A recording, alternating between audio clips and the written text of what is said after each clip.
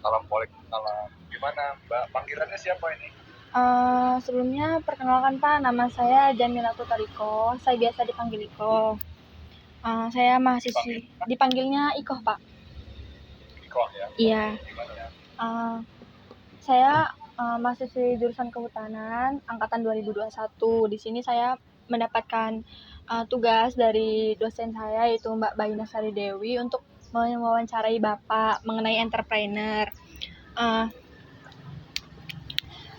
saya mendapatkan info bahwasanya Bapak ini merupakan Direktur AFPI. Apakah benar, Pak?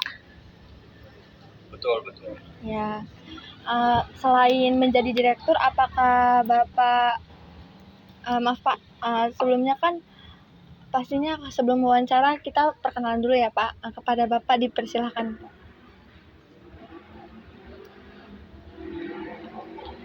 Iko ya. Jadi saya Gus Ariansa, saya selaku Direktur Eksekutif Asosiasi Fintech Kendaraan Bersama Indonesia.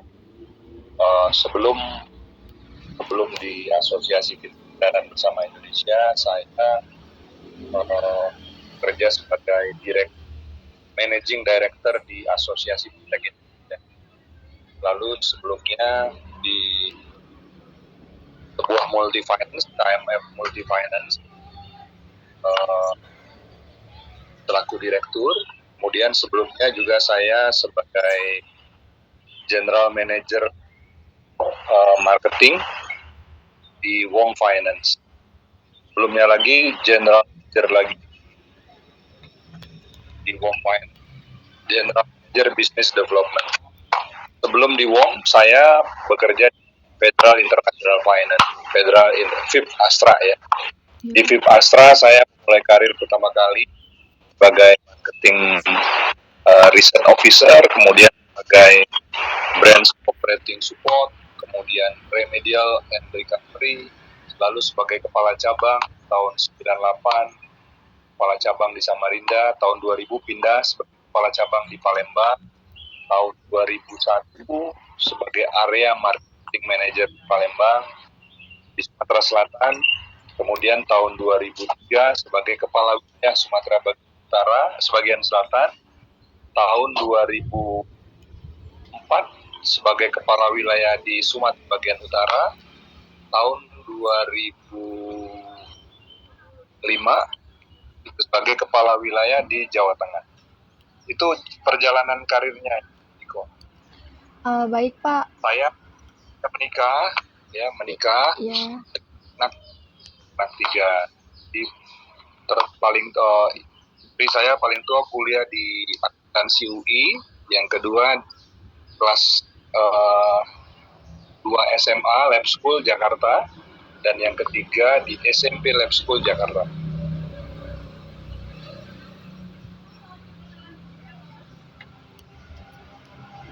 Begitu, Mbak. Baik Pak, mengenai penjelasan yang dari Bapak, berarti Bapak ini adalah orang yang hebat ya Pak, orang yang memiliki pengalaman yang sangat luar biasa. Yang saya ingin tanyakan, selain pengalaman-pengalaman serta jabatan-jabatan yang telah Bapak lalui, apakah Bapak memiliki bisnis? Ya, saya punya koperasi yang memberikan pendanaan bagi personal maupun usaha-usaha mikro kecil. Baik Pak, apa sih Pak yang melatar belakangi Bapak untuk menjalankan bisnis koperasi tersebut? Ya, satu ya kita ini ya tentunya kita melihat ada peluang usaha yang besar di segmen ini. Lalu kemudian kita juga ingin dengan usaha kita bisa punya manfaat, dampak sosial maupun dampak ekonomi. Dampak ekonominya tentu saja dari usaha itu bisa ada keuntungan. Lalu dampak sosialnya ya bisa membuka lapangan kerja dan bisa membantu orang-orang yang membutuhkan dana untuk berbagai keperluan. Itu yang memotivasi, dan ya kita berharap bahwa ya baik-baik manusia kan manusia yang bermanfaat bagi manusia lain. ini kan begitu. Cita-cita lebih yang berdasar. Kenapa ingin usaha begitu? Baik Pak, sebelumnya berapa sih modal yang Bapak perlukan untuk menjalankan usaha koperasi ini? Ya awal-awalnya modal yang besar ya sekitar 100 juta ya awal-awalnya.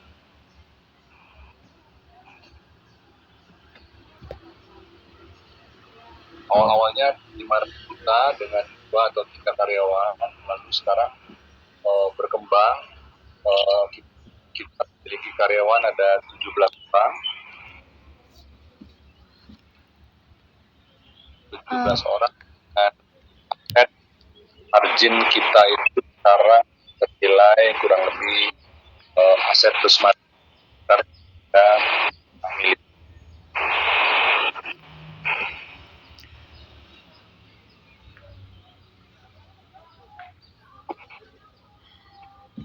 Kemudian untuk koperasi tersendiri itu Bapak jalankan dimulai sejak kapan ya Pak? Sejak 2016. 2016 itu adanya di Baik, kemudian siapa sih Pak sasaran dari koperasi tersebut? Sasaran utama dari koperasi tersebut ya para usaha-usaha mikro dan kecil. Ya, usaha-usaha mikro kecil itu maksudnya ya seperti dagang warteg, dagang pasar, dan juga karyawan yang membutuhkan pendampingan. Baik, selanjutnya bagaimana cara Bapak untuk memasarkan koperasi tersebut agar para usaha-usaha mikro ini mengambil koperasi kepada Bapak? Ya, jadi untuk bisa terima layanan kita diterima itu kan berarti kita harus produk yang baik. Produk yang baik itu adalah produk sesuai bersaing dengan produk-produk yang ditawarkan oleh para pesaing.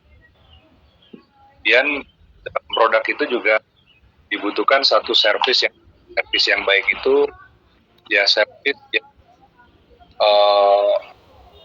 mewujudkan apa yang dijanjikan. Kalau kita berikan 2 jam dananya itu bisa dicairkan, kita harus tunjukkan, buktikan bahwa dana tersebut bisa diterima oleh para usaha-usaha kecil sesuai waktu. Tentunya juga ya diperlukan satu operasional yang baik. Jadi para karyawan yang melayani juga kita berikan satu prinsip-prinsip dalam melayani pelanggan. Ya kita harus kenal dengan salam senyum ya sebelum memulai untuk berinteraksi pelanggan atau dengan nasabah atau dengan anggota kita. Dan yang penting lagi dalam pelayanan itu adalah bahwa kita melayani itu tidak sendiri. Jadi para pelanggan itu selalu memiliki alternatif selain kita. Nah kita harus menunjukkan bahwa kita punya daya saing. Daya saing itu baik dari segi harga maupun dari pelayanan buat pelanggan kita menjadi nyaman. Baik Pak, berapa sih omset yang Bapak peroleh per bulannya dari koperasi tersebut? Kalau koperasi yang di Palembang ya itu omsetnya sekitar 350 juta per bulan.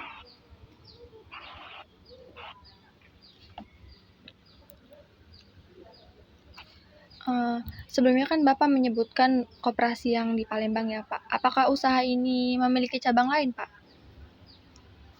Di Palembang itu ada tiga outlet ya, 3 outlet dan sekarang sih sedang dalam proses untuk mengembangkan di Jabodetabek. sedang dalam proses tapi belum berjalan.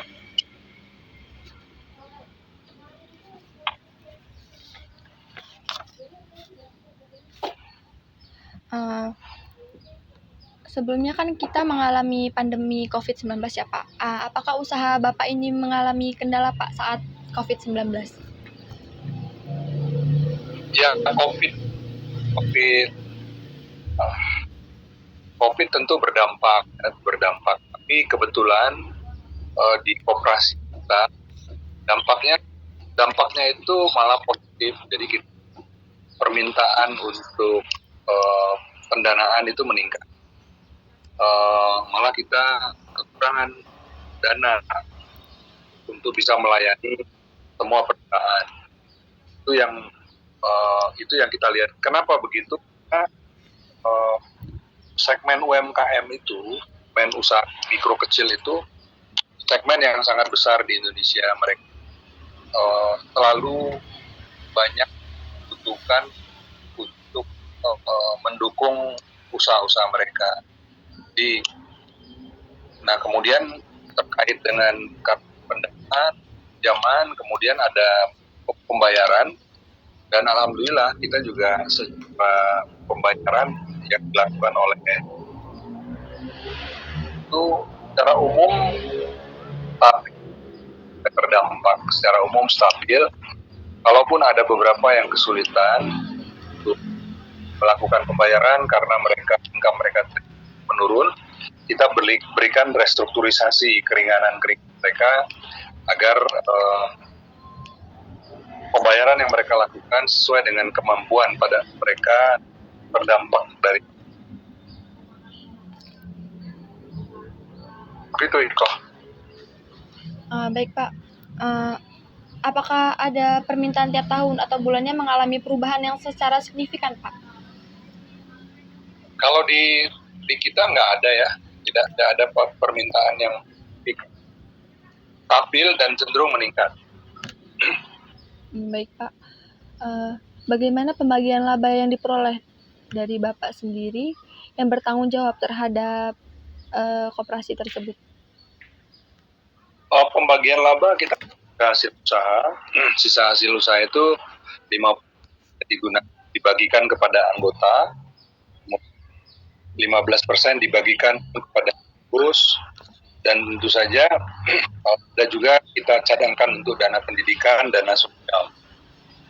Saya sendiri karena usahanya masih usaha sampingan ya, artinya bukan mata pencarian utama saya, karena kegiatan utama saya itu di asosiasi, maka keuntungan dari sisa hasil usaha yang saya peroleh dari usaha ini itu belum saya ambil, tapi diputarkan kembali menjadi untuk dijalankan oleh koperasinya begitu. Karena prinsipnya adalah kalau usaha itu kita bukan hanya melihat untung rugi itu betul menjadi tujuan dari usaha, tapi yang paling penting kita harus punya semangat untuk meningkatkan putaran usaha. Misalnya awalnya 100 juta per bulan dinaikkan menjadi 200 juta per bulan, dinaikkan 300 juta per bulan. Putarannya itulah yang meningkat. Semakin besar putarannya, maka semakin besar pula benefit yang kita tetap laba ataupun sisa kita peroleh itu kita catat sebagai aset kita.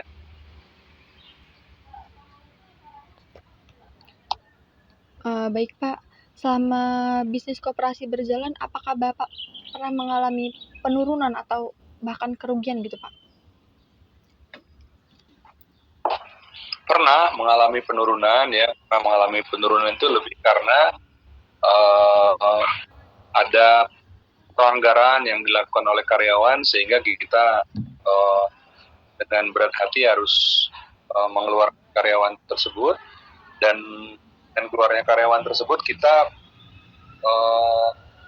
rekrut karyawan baru, namun karyawan baru itu belum bisa produksi yang maksimum karena dalam tahap belajar step by step. Nah, beberapa bulan kemudian sudah bisa kembali normal. Baik Pak, Bagaimana sih cara Bapak untuk membagi waktu antara bisnis, pekerjaan, dan keluarga? Ya, prioritas prioritas ini ya, pekerjaan prioritas karena kita juga komitmen.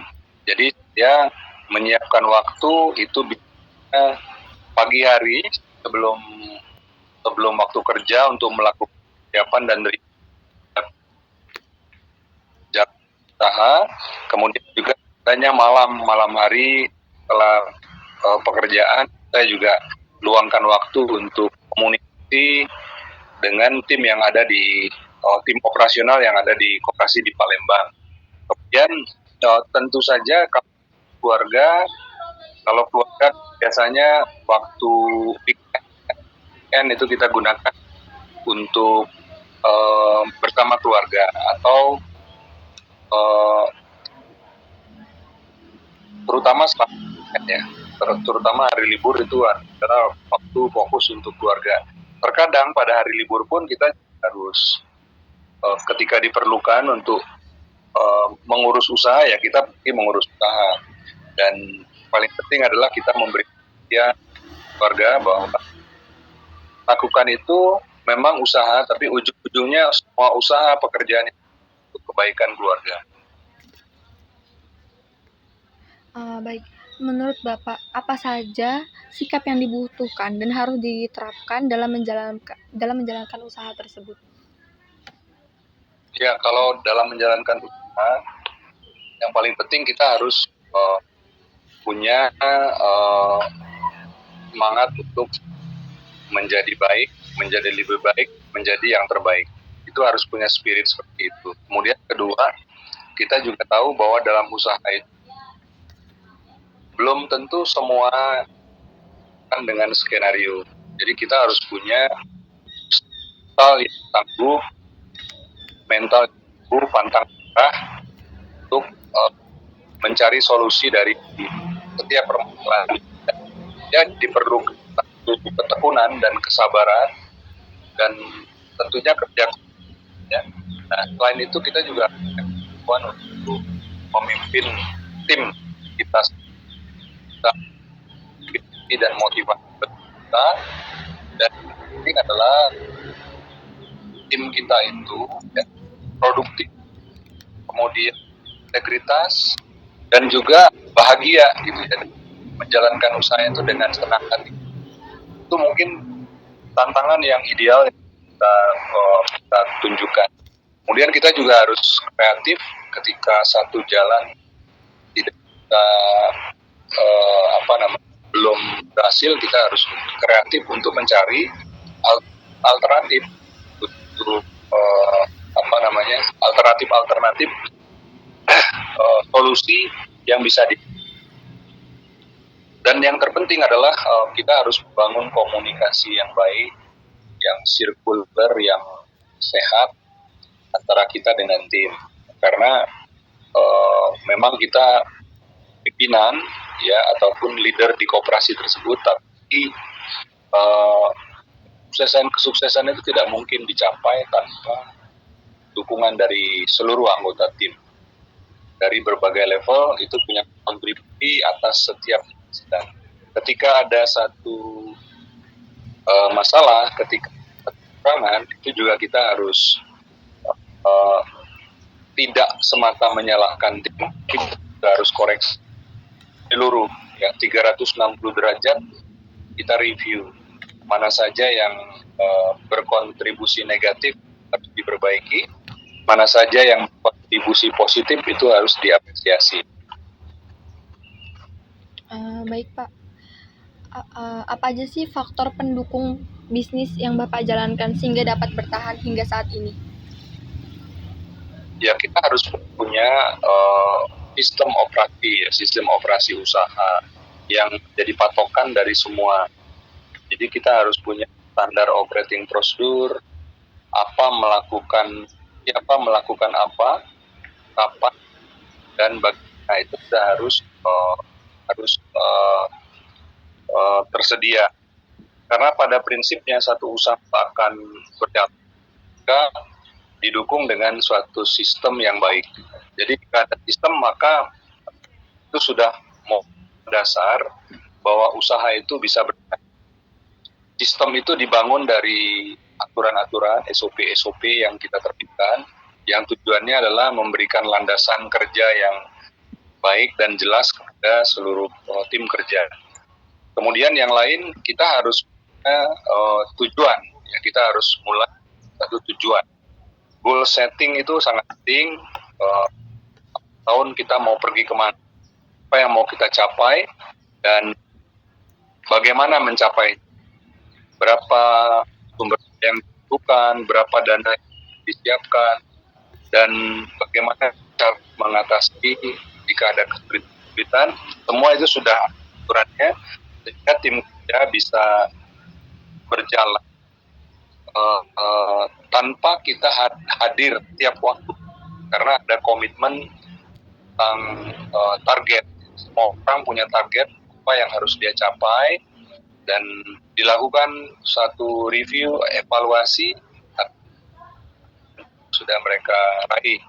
Bagi yang belum mencapai, tentu kita motivasi, kita berikan pendampingan, kita berikan satu peningkatan kapasitas, training, agar mereka semakin baik dan semakin dalam mencapai target tujuan. Nah, tujuan itulah yang harus disetting.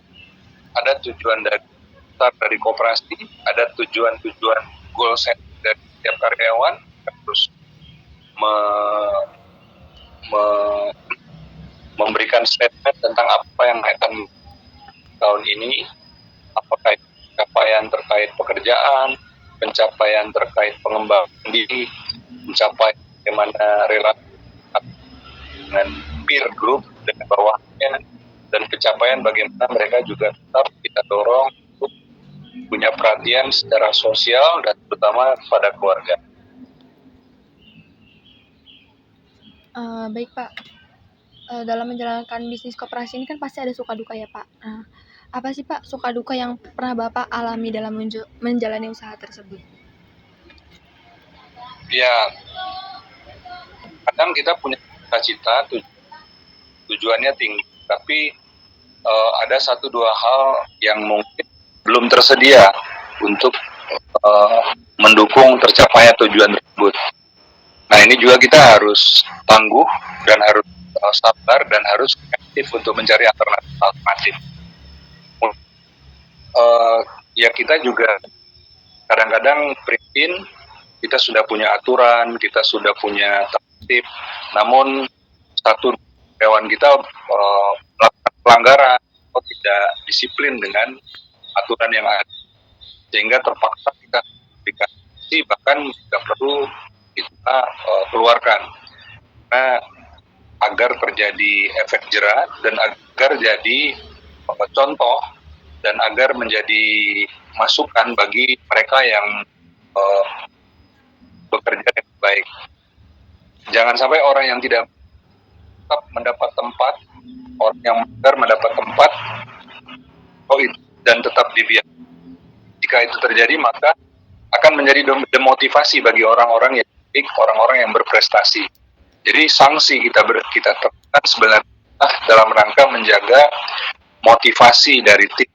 Orang-orang yang baik itu diapresiasi, orang-orang yang tidak baik itu diberikan sanksi. Nah, kemudian yang lain, ya ini bukan satu yang mewah gitu ya, tapi dalam mengembangkan usaha itu memang harus ada kesabaran dan ketekunan. Jadi yang paling penting dari usaha itu dia bisa sustain, dia bisa berlanjut, dan dia mandiri dalam arti segala keperluan operasional sudah tercover dari usaha yang dijalankan. Itu yang paling penting. Nah, kalau itu sudah didapat, maka sebenarnya kita tinggal bagaimana buat usaha ini di leverage, ya, leverage atau di scale, di tingkat skalanya. Nah, saat ini koperasi yang di Lestari itu dalam proses untuk scale up. Jadi bagaimana tidak hanya beroperasi di Palembang, tetapi di dan juga ujung-ujungnya kita berharap operasi ini bisa beroperasi di Indonesia. Baik Pak, apakah ada hal terberat yang Bapak alami dalam melakukan usaha koperasi ini Pak? Yang terberat itu ketika kita mau mengembangkan usaha, kita punya keterbatasan modal. Untuk modal ini kita harus cari dari sumber eksternal. Terkadang sumber di eksternal ini kita datang ke bank untuk mereka meminta satu aset dan kita belum tentu bisa memiliki aset yang diminta oleh bank untuk dijaga.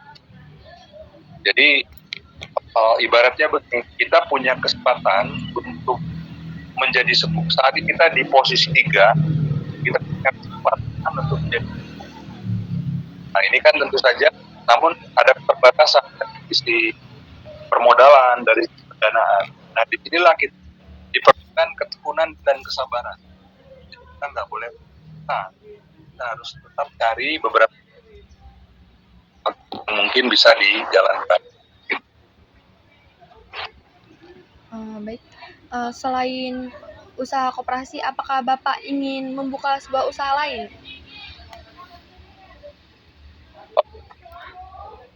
Usaha saya kira tetap di koperasi. Usaha itu sejalan dengan usaha yang dijalankan. Sebagai contoh untuk di koperasi kita bisa mengembangkan masuk ke sektor produksi. Jadi bukan meminjamkan, di koperasi berinvestasi misalnya di pertanian atau berinvestasi di sektor properti. Itu kedepannya akan seperti itu. Jadi bukan satu usaha bagian dari koperasi ini. Jadi dia bukan satu yang betul-betul baru, karena untuk di usaha yang betul-betul baru diperlukan skill, diperlukan pengalaman, itu tentu tidak mudah. Dan posisi dari koperasi adalah mengembangkan usaha yang sejalan dengan koperasi itu sendiri.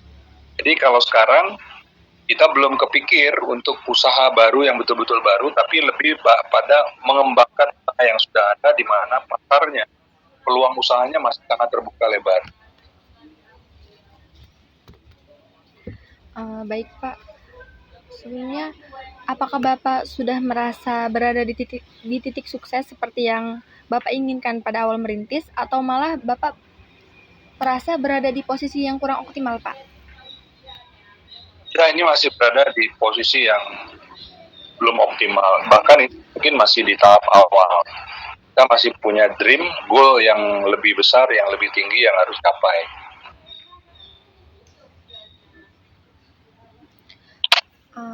Bagaimana? Jadi kalau Pak, kalau bicara memberikan dampak kemanfaatan ekonomi dan sosial bagi lingkungan, itu suatu pekerjaan yang tiada akhir ya.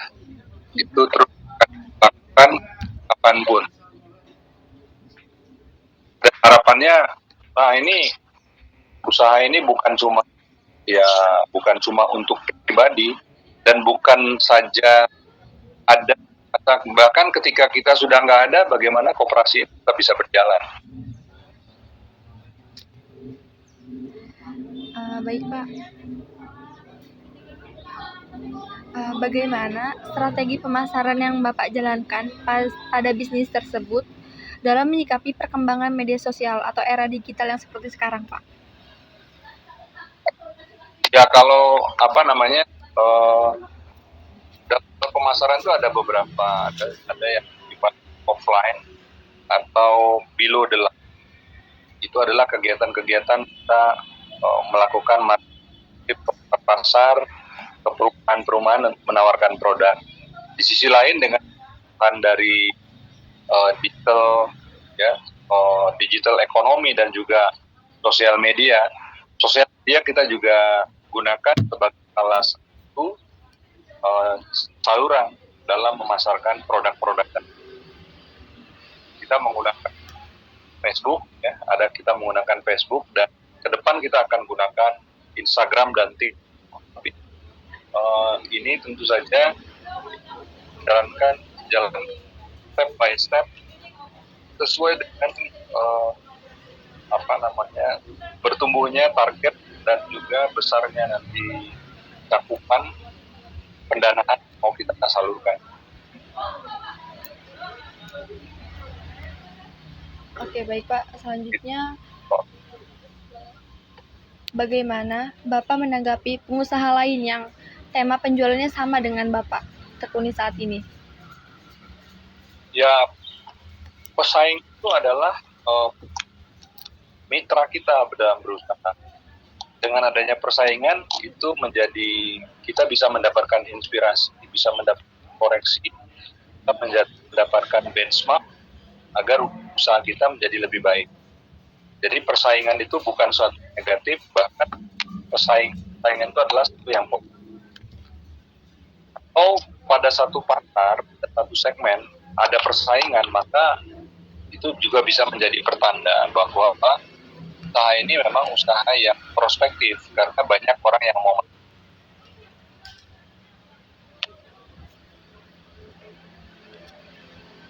Baik, pada awal membuka usaha koperasi ini pastinya perlu adanya dukungan ya Pak ya? Pertanyaan kamu banyak juga ya. Kamu semester berapa? Semester 4 Pak. Kamu semester 4? Iya. Oh, tapi di jurusan di kehutanan? Iya Pak, di jurusan kehutanan. Ada ini ya, ada mata kuliah entrepreneur ya? Iya, entrepreneur itu masuknya ke mata kuliah kewirausahaan Pak. Wirausahaan. Ya. Iya. Oke. Ini ada. Kamu cocok. Iya Pak. Kamu cocok jadi pengusaha juga. Boleh. Ini ada sedikit lagi Pak, sekitar 5 pertanyaan lagi.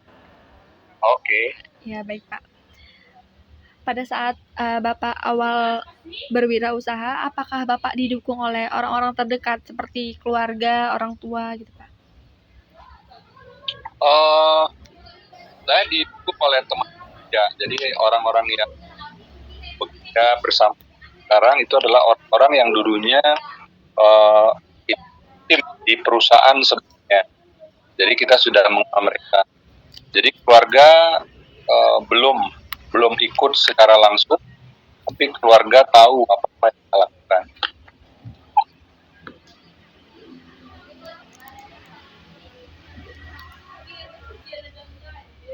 Jadi kita ini ya, saya menjaga kekeluargaan itu penting, profesionalitas itu juga dijaga, ya kan? Jangan sampai usaha itu ya basisnya profesional. Bisa jadi mereka itu adalah keluarga, selama mereka bisa tetap stay. Tapi kalau keluarga tidak profesional, ya kita juga tidak mau. Jadi basis pembangunan tim itu adalah profesionalitas dan kapasitas.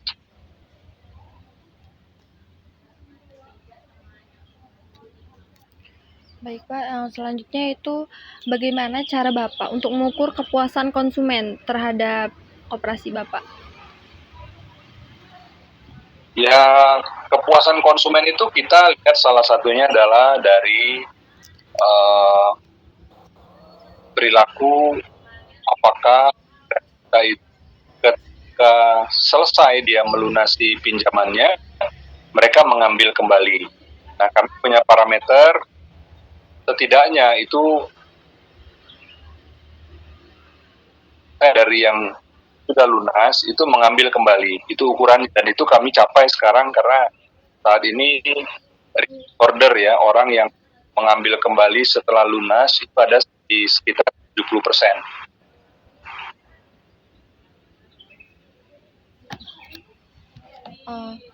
Baik Pak, mungkin untuk pertanyaannya hanya sampai di situ. Nah, apakah boleh saya meminta video call untuk bukti wawancara, Pak? Boleh, boleh, boleh. Boleh. Baik, Pak.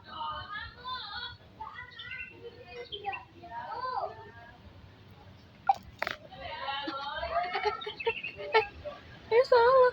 Salah.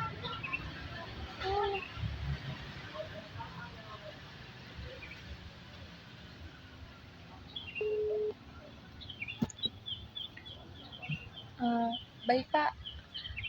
Saya hitung sampai 3 untuk melakukan screenshot ya, Pak. Ya. 1, 2. Baik, terima kasih Pak telah meluangkan waktunya untuk diwawancarai. Ya Pak. Kamu semester berapa?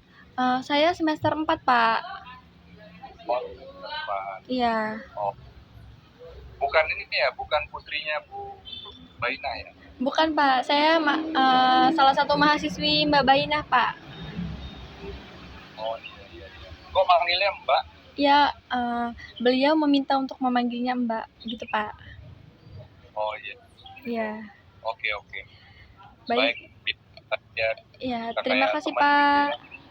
Terima kasih Pak atas waktunya. Iya Pak. Assalamualaikum. Salam. Mari Pak.